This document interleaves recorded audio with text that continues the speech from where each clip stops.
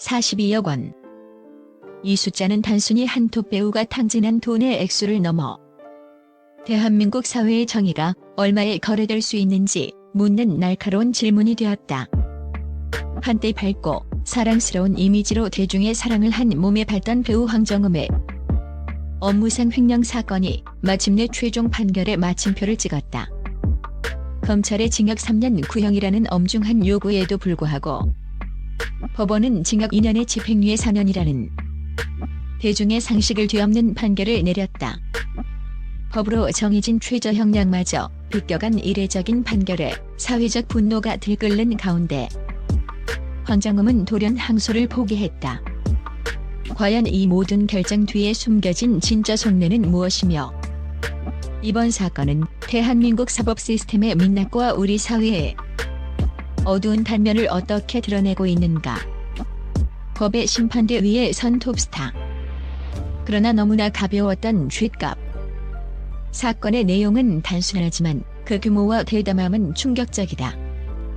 황정음은 자신이 지분 100%를 소유한 1인 기획사에 법인 자금을 마치 자신의 개인 비밀 금고처럼 여겼다. 무려 42억 원에 달하는 거액을 수십 차례에 걸쳐 빼돌려 변동성이 큰 가상화폐에 투자하고 법인카드로 수억 원대의 명품백과 시계를 구입하는 등 지극히 개인적인 용도로 사용한 혐의는 특정경제범죄 가중처벌 등에 관한 법률상 매우 심각한 중범죄에 해당했다. 특경법은 이득액이 5억 원 이상 50억 원 미만일 경우 법정 최저 형량을 징역 3년으로 명시하고 있다. 이는 경제 질서를 뒤흔드는 거액의 금융범죄를 엄단하고 잠재적 범죄자들에게 강력한 경고를 보내겠다는 사회적 합의이자 법의 강력한 의지 표명이다. 검찰 역시 이를 근거로 징역 3년을 구형하며 법의 엄중한 심판을 강력히 요구했다.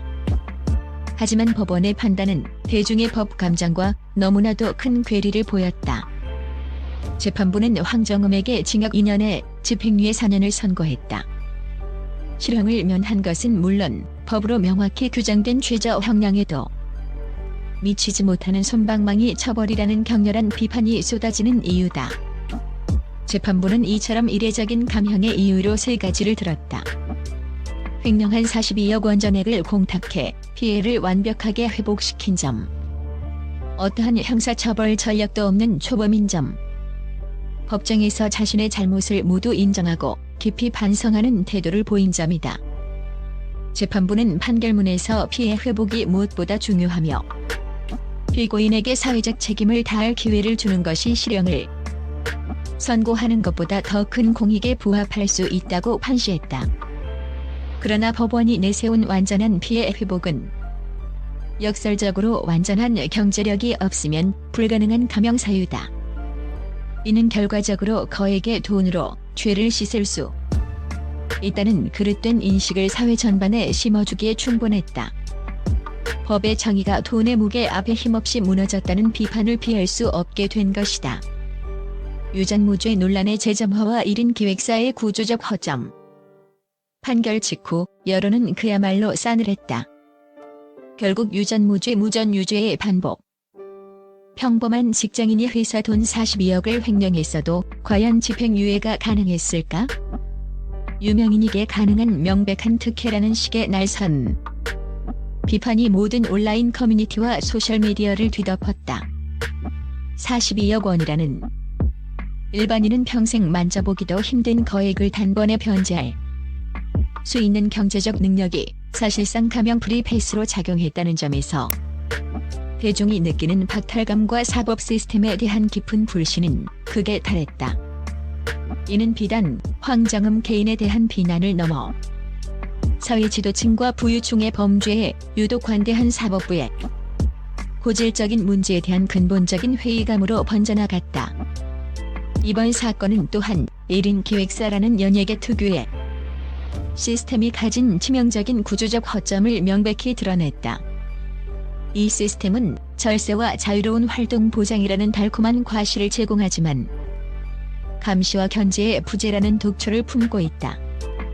소속 연예인이 곧 회사의 주인이자 유일한 의사결정권자가 되는 구조 속에서 내부 통제나 재정 감시 시스템은 사실상 존재하지 않는다.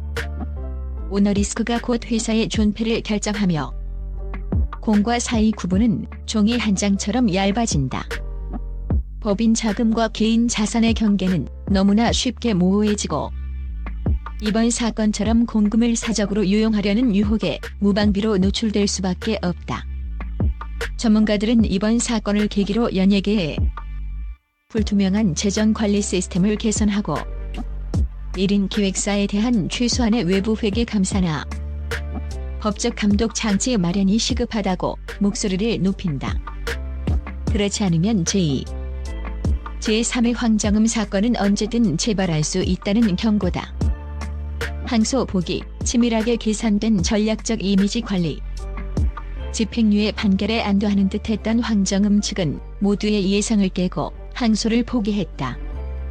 이는 판결에 순순히 만족해서가 아니라 더 큰 위험을 피하고 실리를 챙기기 위한 법률 전문가의 조언에 따른 치밀한 전략적 선택이라는 분석이 지배적이다. 항소는 반성의 표현이 아닌 여론전과 법정 싸움의 장기화로 인한 추가적인 이미지 손상을 막고 집행유예라는 전리품을 안전하게 지키려는 가장 이성적인 계산이었던 셈이다. 만약 황정음이 형량이 무겁다며 항소할 경우 형량이 너무 가볍다고 판단한 검찰 역시 맞항소할 가능성이 100%에 가깝다. 이 경우 사건은 2심 재판부로 넘어가게 되고 2심에서는 1심보다 훨씬 더 비판적인 사회적 여론을 의식해 더 무거운 형, 즉 실형을 선고할 위험을 배제할 수 없다. 집행유예라는 최상의 결과를 지키고 끝없이 이어질 수 있는 법적 다툼을 조기에 종결시켜 대중의 관심에서 빠르게 멀어지려는 고도의 의도가 깔려 있다는 것이다. 또한 사건을 조용히 마무리 짓고 대중의 기억이 희미해질 때를 기다려 이미지 회복과 연예계 복귀를 위한 시간을 벌려는 매우 현실적인 계산이 작용했을 것이라는 분석이 설득력을 얻고 있다. 황정음 사건은 끝났지만 정의는 과연 모두에게 평등한가? 라는 질문은 우리 사회에 깊은 상흔으로 남았다. 한 유명 연예인의 개인적인 도덕적 해이를 넘어 우리 사회 사법 시스템의 공정성과 도덕성에 대한 근본적인 질문을 던진 중대한 사례로 기록될 것이다. 돈과 명성이 법의 저울마저 기울게 할 수 있다는 씁쓸한 현실을 다시 한번 모든 국민에게 똑똑히 확인시켜준 셈이다. 황정음이 진정으로 대중의 용서를 받고 배우로서 재계하기 위해서는 단순히 얼마간의 자숙의 시간을 갖는 것을 넘어 사회에 실질적으로 기여하는 진정성 있는 활동과 향후 투명한 재정 운영을 통해 실추된 신뢰를 회복하는 고통스러운 과정을 반드시 거쳐야 할 것으로 보인다. 그녀의 앞으로의 행보가 그녀의 반성이 진심이었는지를 증명하게 될 것이다. 어쩌면 그녀의 복귀보다 우리 사회가 무너진 사법 신뢰를 어떻게 복구할 것인지가 더 시급한 과제일지도 모른다.